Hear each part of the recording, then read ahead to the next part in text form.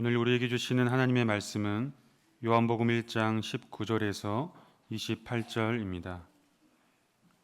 요한복음 1장 19절에서 28절, 신약 142쪽입니다. 봉독하겠습니다. 유대인들이 예루살렘에서 제사장들과 레위인들을 요한에게 보내어 내가 누구냐 물을 때에 요한의 증언이 이러하니라. 요한이 드러내어 말하고 숨기지 아니하니 드러내어 하는 말이 나는 그리스도가 아니라 한데, 또 묻되 그러면 누구냐? 내가 엘리야냐? 이르되 나는 아니라. 또 묻되 내가 그 선지자냐? 대답하되 아니라. 또 말하되 누구냐? 우리를 보낸 이들에게 대답하게 하라. 너는 내게 대하여 무엇이라 하느냐? 이르되 나는 선지자 이사야의 말과 같이 주의 길을 곱게 하라고 광야에서 외치는 자의 소리로라 하니라. 그들은 바리새인들이 보낸 자라. 또 물어 이르되 내가 만일 그리스도도 아니요 엘리야도 아니요 그 선지자도 아닐진데 어찌하여 세례를 베푸느냐? 요한이 대답하되 나는 물로 세례를 베풀거니와 너희 가운데 너희가 알지 못하는 한 사람이 섰으니 곧 내 뒤에 오시는 그이라. 나는 그의 신발끈을 풀기도 감당하지 못하겠노라 하더라. 이 일은 요한이 세례 베풀던 곳 요단강 건너편 베다니에서 일어난 일이니라. 아멘.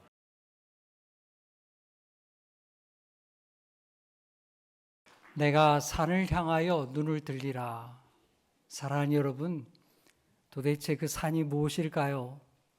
네, 우리 주님 계신 성산을 말하는 것입니다. 예루살렘에 있는 시온산을 말하는 것이죠. 내가 인생을 살아가면서 하나님이 계신 곳, 하나님이 우리를 인도하시는 그 성산을 향하여 눈을 들리라. 사랑하는 여러분, 우리 인생의 평생을 살아가는 동안에 하나님을 향하여 눈을 드는 믿음의 사람 되기를 축복합니다. 그 성산은 곧 하나님을 예배하는 곳이죠. 오늘 우리의 예배당과 같습니다. 여러분, 우리 교회 예배당은 주일만 열려 있는 곳이 아닙니다. 평일에도 열려 있습니다. 여러분들이 가며 오며 또 이렇게 바깥에 활동하시면서 좀 기도해야 되겠다, 하나님 좀 가까이 해야 되겠다 그러시면 언제라도 이 예배당에 오십시오. 와서 조용히 하나님을 기도하고 하나님께 마음을 드리는, 그래서 새 힘을 얻고 삶의 용기를 갖고 이 어두운 시대에 주님과 함께 살아가는 믿음의 사람 되기를 축복합니다. 내가 산을 향하여 눈을 들리라. 우리가 땅을 바라보며 열심히 살아가잖아요. 우리 그렇게 해야 됩니다. 하면서 동시에 하나님을 바라보는, 거기에 우리 소망을 둘 수 있기를 간절히 축복합니다. 지난 주일에 우리는 요한복음의 처음 말씀을 보았습니다. 성부 하나님과 함께 계셨던 그리스도께서, 말씀이신 그리스도께서 우리 인간의 몸을 입고 육체를 가지고 세상으로 들어오셨습니다. 주님이 세상에 오신 것은 무슨 권력을 누리기 위해서, 우리를 압제하거나 우리를 억압하기 위해서가 아니라 하나님의 구원과 사랑을 우리에게 주시기 위해서 이 땅에 오셨습니다.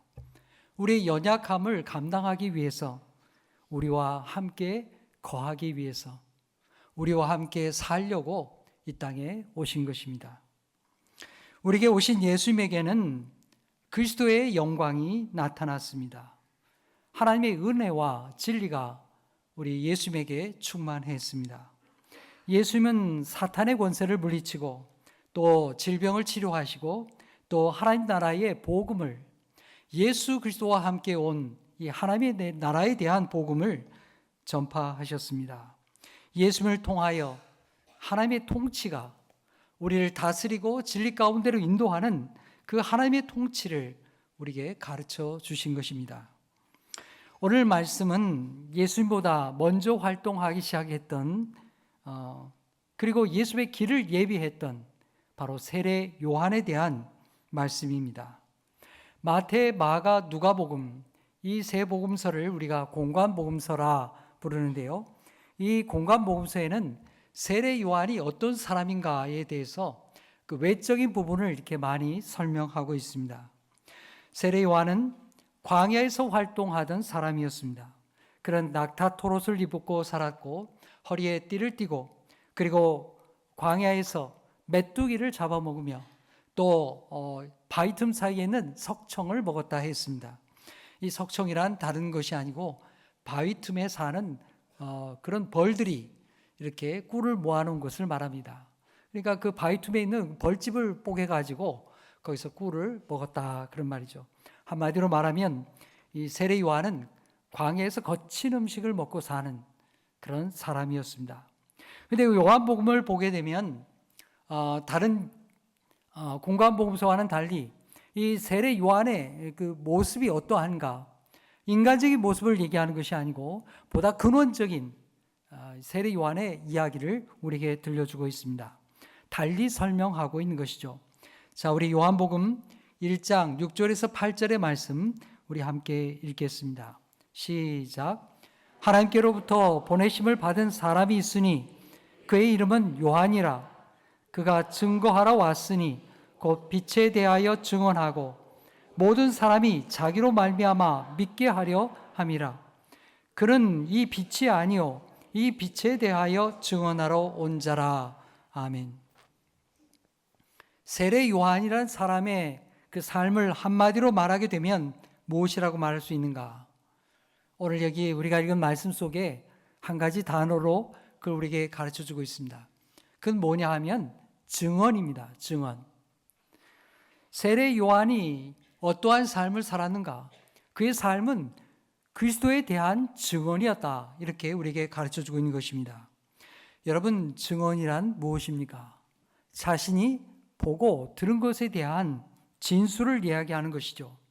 법정에서 진술하게 되면 그것은 아주 법적인 효력을 갖습니다. 아주 중요한 증언이 되는 것이죠.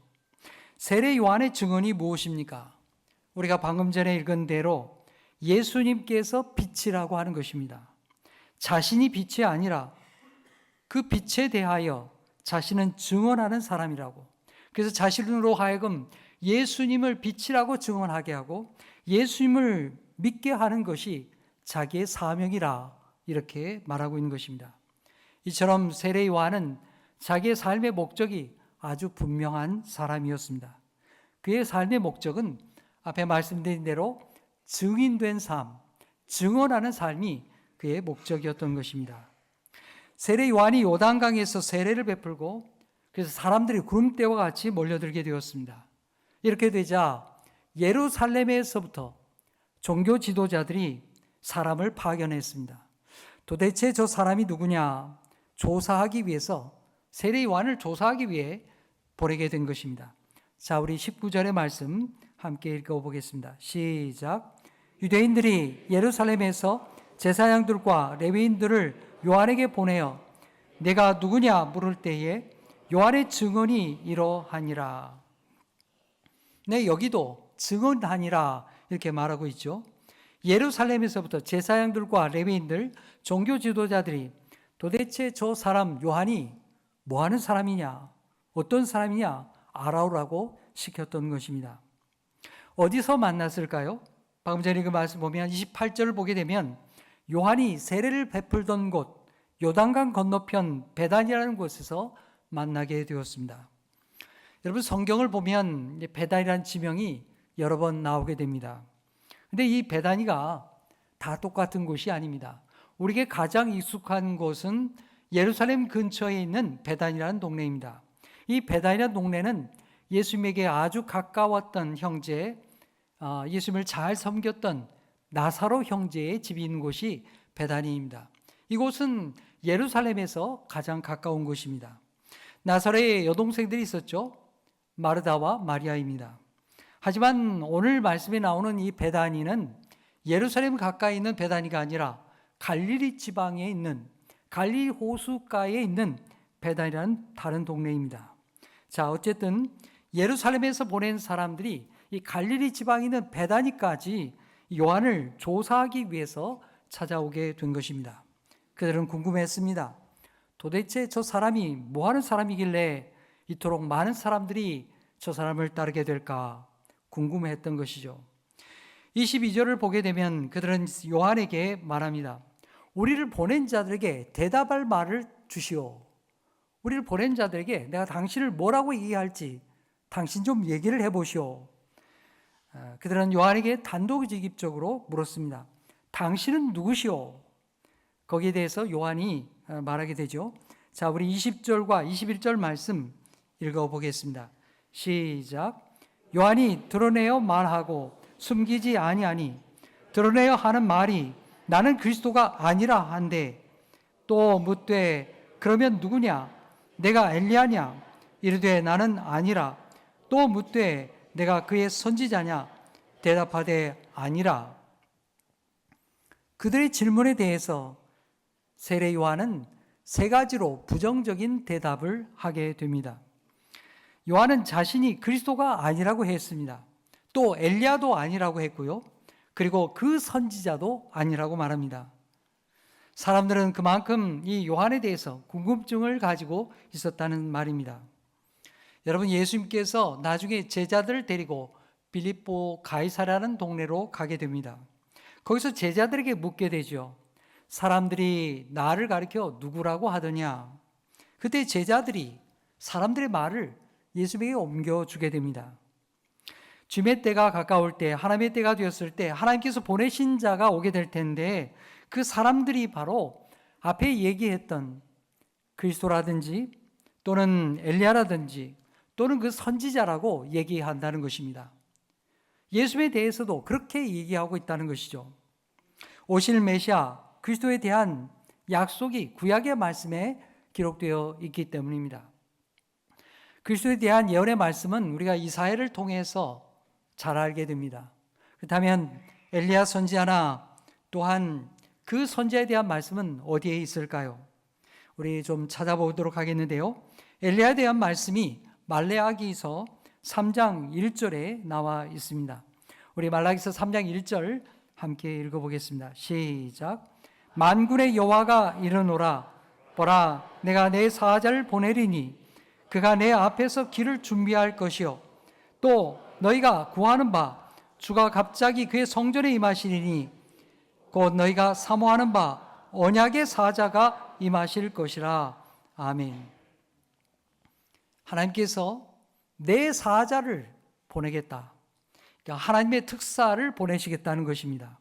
그가 내 길을 닦을 것이라고 예언해 주셨던 것입니다. 오랫동안 기다렸던 그 메시아, 그 특사가 오게 될 텐데요. 이 특사가 도대체 누구냐? 말라기서에는 이 특사에 대해서 구체적으로 이야기하고 있습니다. 그 사람이 엘리야라는 것입니다. 자, 우리 말라기서 4장 5절 6절의 말씀을 읽어보겠습니다. 시작.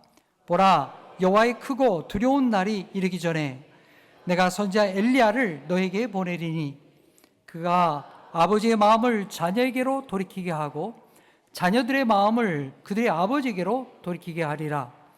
돌이키지 아니하면 두렵건대 내가 와서 저주로 그 땅을 칠까 하노라 하시니라. 아멘. 엘리야가 와서 하나님의 구원의 역사를 이루게 될 것이다. 그렇게 예언해 주고 있죠. 이 엘리야가 와서 어떤 일을 하느냐? 하나님 아버지의 마음을 자녀들에게로 가르쳐 주고 또 자녀들의 마음 또한 하나님께로 향하도록 그렇게 돌이키게 될 것이라고 말하고 있는 것입니다. 그 엘리야가 구약에 말씀한 이 메시아에 대한 소망을 우리에게 증거하고 있는 것이죠. 또 하나 이야기하는 것이 있습니다. 우리가 아까 보았던 말씀 속에 그 선지자라고 하는 약속이 있습니다. 그 선지자가 오게 될 것이다. 도대체 그 선지자란 누구를 말하는 것일까요? 바로 모세를 가리켜 말하는 것입니다. 자, 구약 성경에 이 말씀도 나타나 있는데요. 하나님은 모세를 향하여서 선지자라 말씀하고 있습니다. 자, 신명기서 18장 17절 18절 두 절만 우리 함께 읽겠습니다. 시작. 여호와께서 내게 이르시되 그들의 말이 옳도다. 내가 그들의 형제 중에서 너와 같은 선지자 하나를 그들을 위하여 일으키고 내 말을 그 입에 두리니 내가 그에게 명령하는 것을 그가 무리에게 다 말하리라. 아멘. 하나님은 모세를 가리켜서 선지자라고 부르셨습니다. 그리고 하나님께서는 장차 이스라엘 가운데 너와 같은 선지자를 보내시겠다고 하나님과 소통하고, 여러분 모세는 하나님과 아주 막역하게 소통하는 자였습니다. 하나님의 뜻을 전하는 선지자였습니다. 그와 같은 모세와 같은 선지자가 장차 오게 될 것이라고 하나님께서 그들에게 약속해 주셨던 것입니다. 그래서 유대인들은 모세와 같은 선지자가 올 것을 기다렸던 것입니다. 모세가 이스라엘 백성을 이집트의 억압으로부터 자유케 한 것과 같이, 그리고 그들을 하나님의 백성으로 이끌었던 것과 같이 지금 이스라엘 백성을 구원할 그 선지자가 오게 될 것이라고 그렇게 그들은 믿고 있었던 것입니다. 이렇게 그리스도 또 엘리야 또 그 선지자라는 것은 이스라엘 백성들이 기다렸던 메시아에 대한 표상이었던 것입니다. 당시 사람들에게 요한의 영향력은 정말 엄청난 것이었습니다.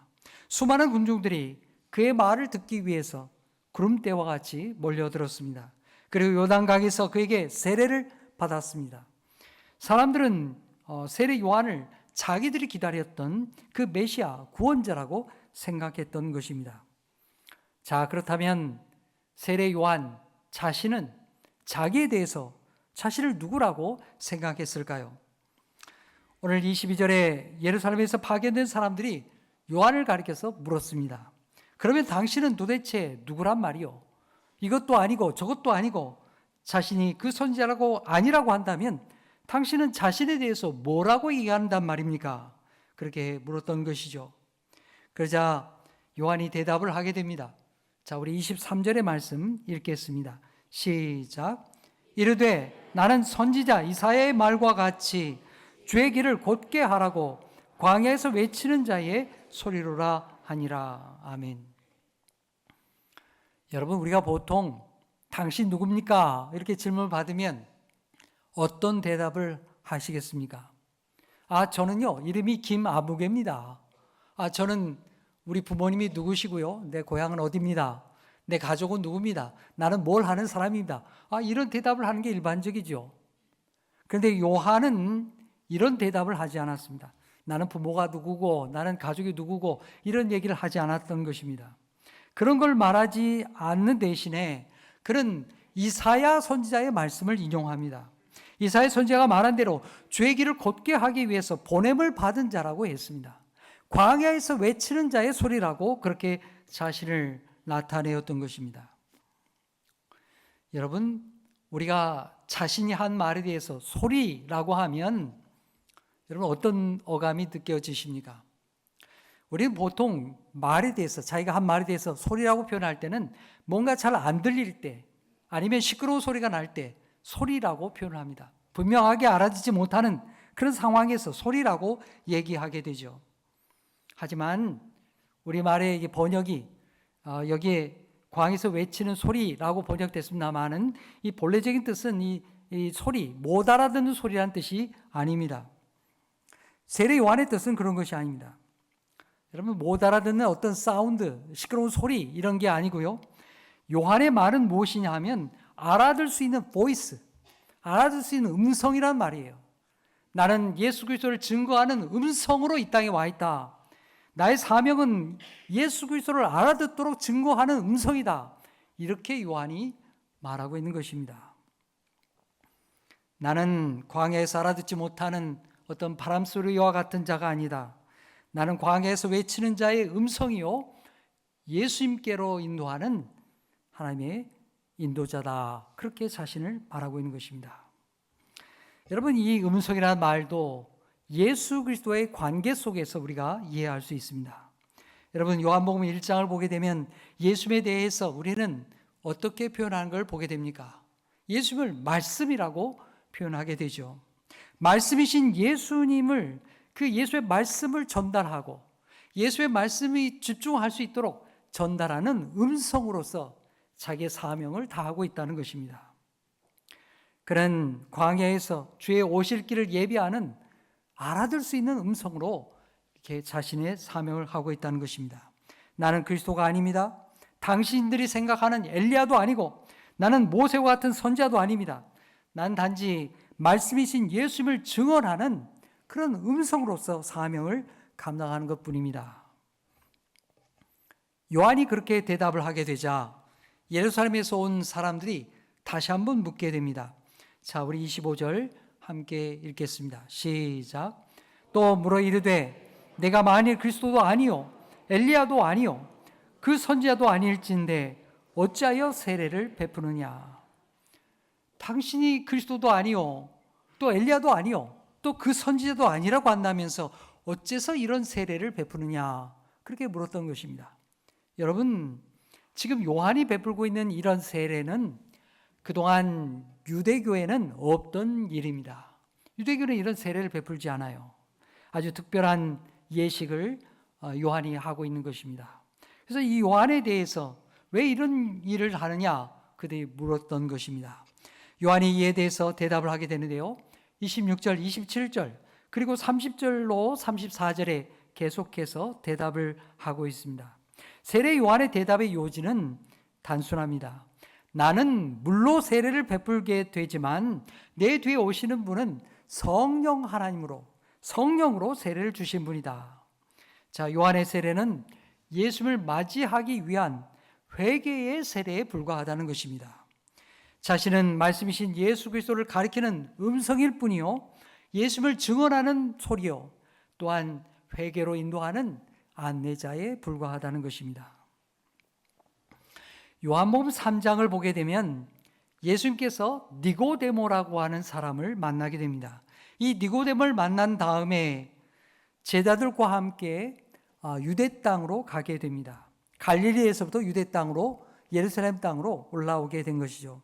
자, 예수님이 그렇게 올라와서 머물던 곳에서 예수님께서도 세례를 베풀게 됩니다. 세례 요한만 세례를 베푼 게 아니고요, 예수님도 이 사람들에게 세례를 베풉니다. 자, 이런 일이 벌어지게 되니까 사람들 사이에 이 설왕설래하는 일들이 벌어지게 되었습니다. 요한도 세례를 베풀더니 예수님도 세례를 베푸는구나. 그래서 사람들이 생각하기에 야, 누가 원조냐? 누가 진짜냐? 이렇게 묻게 되는 것입니다. 야, 요한도 세례를 베푸는데 예수란 사람도 세례를 베풀기 시작하는구나. 도대체 저 사람 중에 진짜 메시아가 누구냐? 원조가 누구냐? 그걸 묻는 거예요. 세례 요한의 제자들도 그 소식을 듣고 또 이야기를 들었습니다. 여러분, 이런 이야기를 들을 때 세례 요한의 제자들의 마음이 어떻겠습니까? 답답하겠죠. 그들이 뭐라고 얘기했겠습니까? 야, 우리 선생님이 진짜야. 우리 선생님이 원조야. 너 그것도 모르냐? 뭐 이런 얘기 했겠죠. 예수님이 등장하면서 이 자기의 스승들의 세례 요한의 인기가 점점점 떨어지는 겁니다. 그래서 마음이 대단히 불편했을 것입니다. 그래서 이 사람들과 이 논쟁을 벌이던 제자들이, 세례 요한의 제자들이 말이죠, 사람들이 흩어진 다음에 요한에게 가서 이 일을 이야기하면서 하소연하게 되었습니다. 자, 우리 3장 26절의 말씀 함께 읽겠습니다. 시작. 그들이 요한에게 가서 이르되 라비여, 선생님과 함께 요단강 저편에 있던 이 곧 선생님이 증언하시던 이가 세례를 베풀매 사람이 다 그에게로 가더이다. 제자들이 속상했어요. 그래서 지금 선생님에게 하소연하는 것입니다. 선생님께 오던 사람들이 이제는 선생님께 많이 오지 않습니다. 점점 사람들이 줄어들고 있습니다. 후원도 줄어들고 있습니다. 뭔가 대책을 세워야 될 것 아니겠습니까? 요한의 제자들이 자기의 선생님에게 그렇게 요구했던 것입니다. 자, 그런데 요한이 이 제자들의 말을 듣고 어떻게 대답을 했을까요? 3장 28절 말씀 읽겠습니다. 시작. 내가 말한 바 나는 그리스도가 아니요 그의 앞에 보내심을 받은 자라고 한 것을 증언할 자는 너희니라. 여러분, 이 말이 무슨 말입니까? 내가 진짜가 아니니까 너희들은 가서 저분이 진짜라고 얘기해라, 이런 말이죠. 여러분들이 세례 요한의 제자라고 한다면 어떤 마음이 드시겠습니까? 이 말을 받아들일 수 있겠습니까? 야, 우리 선생님 정말 제정신이야. 아니, 저런 선생님 왜 이렇게 나약해져가지고 저런 약해 빠진 소리를 하고 있느냐. 더 이럴수록 좀 힘을 모아야 될 것 아니냐. 이런 생각이 들지 않겠습니까? 하지만 세례 요한은 앞에서 예루살렘에서 파견한 사람들이 얘기했던 것과 똑같이 그때 얘기했던 것과 똑같은 말을 제자들에게도 하게 됩니다. 나는 그리스도가 아니다. 그러면서 한술 더 떠서 하는 얘기가 뭡니까? 내가 그리스도가 아니라고 하는 이 사실을 너희들이 가서 증언해야 되겠다. 자기 제자들에게 그런 얘기를 하고 있는 거예요. 여러분, 얼마나 기가 막힌 일입니까? 여러분, 제자들이 이런 얘기를 들으면 어떤 생각이 들겠어요? 아마 정신이 허옇게 될 겁니다. 야, 우리 선생님이 정말 미쳤나 보다. 그동안 그리스도인 줄 알고 따라다녔더니 우리 보고 내가 그리스도가 아니라는 걸 선전하라고 한다. 증언하라고 한다. 참 기가 막힌 이야기죠. 세상의 상식으로는 도저히 할 수 없는 이야기입니다. 세례 요한은 자기 제자들이 어떻게 생각하든지 간에 아주 분명한 진실을 이야기하고 있는 것입니다. 나는 그리스도가 아니야. 아주 분명하게 그는 선을 그었습니다. 그러면서 하는 말이 자신은 결혼식장에서 신랑을 곁에 서 있는 친구와 같다고 얘기했습니다. 신랑이 누구를 말하는 걸까요? 바로 예수 그리스도를 말하는 것입니다.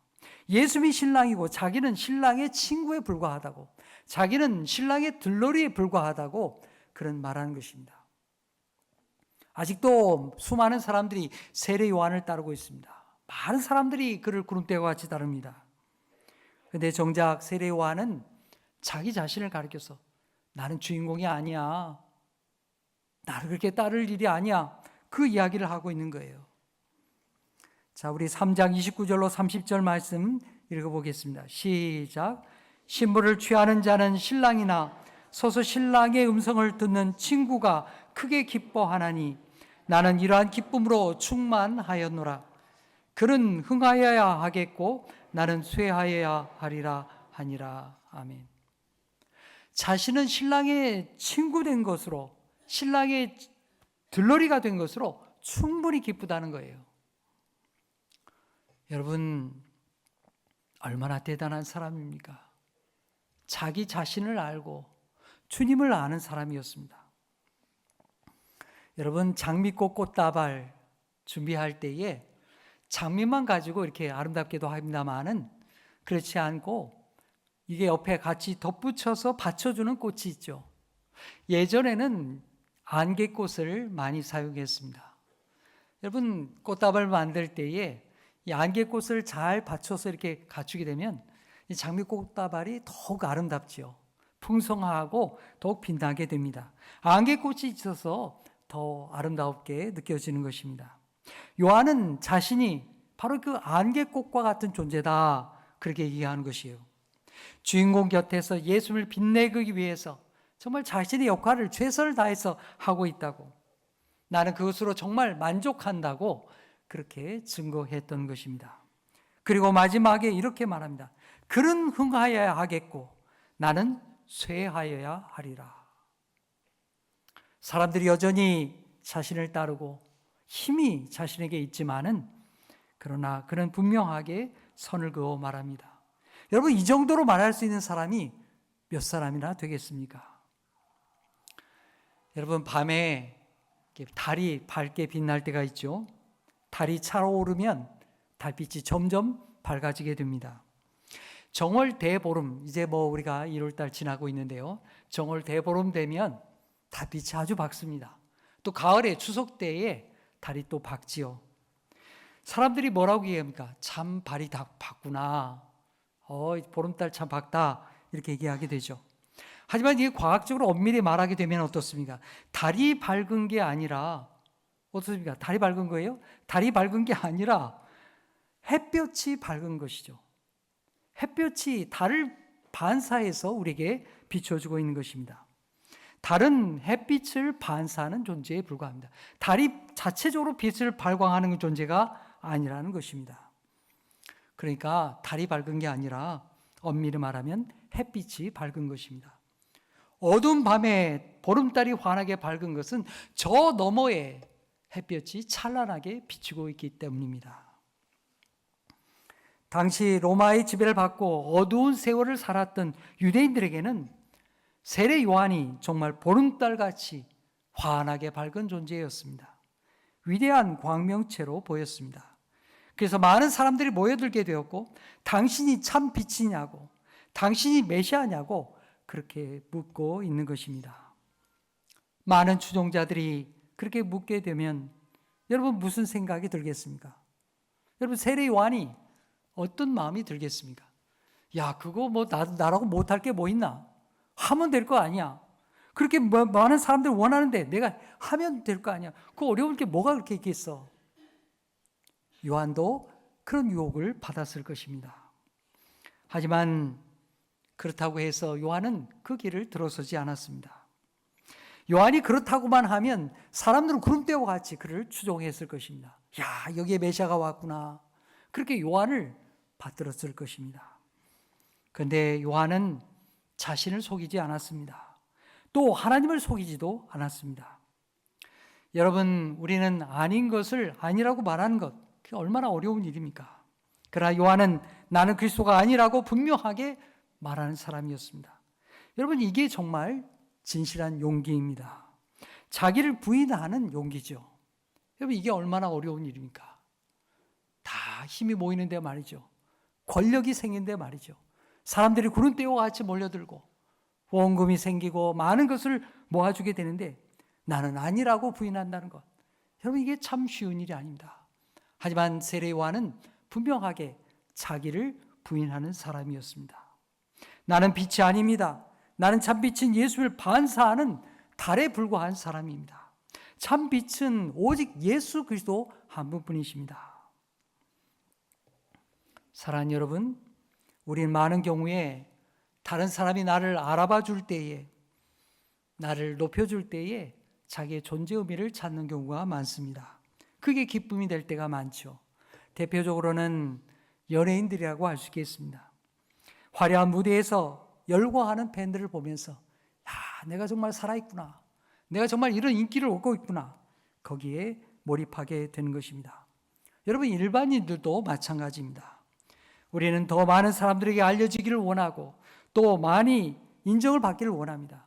그것이 살아있는 삶의 모습이기도 합니다. 그러나 그 인정에 목말라서 거기에 쫓아가고 자기의 삶을 거기에 몰입하게 되면 결국 공허함에 빠지고 말 것입니다. 모든 것이 다 허무하게 무너지게 될 것입니다. 여러분, 오늘 세례 요한을 보십시오. 그런 수많은 사람들의 환호 속에 있었습니다. 하지만 결코 그 인기에 휘둘리지 않았습니다. 자신이 누구인지 또 무엇을 위해 사는 사람인지 요한은 알았던 사람입니다. 자신은 하나님과의 관계 속에서 자신을 볼 줄 아는 사람, 그래서 주님을 위해 사는 사명이 나에게 무엇인지를 분명하게 아는 사람이 요한이었던 것입니다. 여러분, 얼마나 귀한 사람입니까? 예수님이 오시기 전에 광야에서 외치는 음성이 되었고 주님을 가리키는 달빛과 같은 존재가 되었던 것입니다. 이제 말씀을 맺겠습니다. 세례 요한은 예수 그리스도를 가리키는 사람이었습니다. 사랑하는 여러분, 저는 우리 모두가 세례 요한과 같이 주님을 나타내는 아름다운 사람들이 되기를 간절히 축복합니다.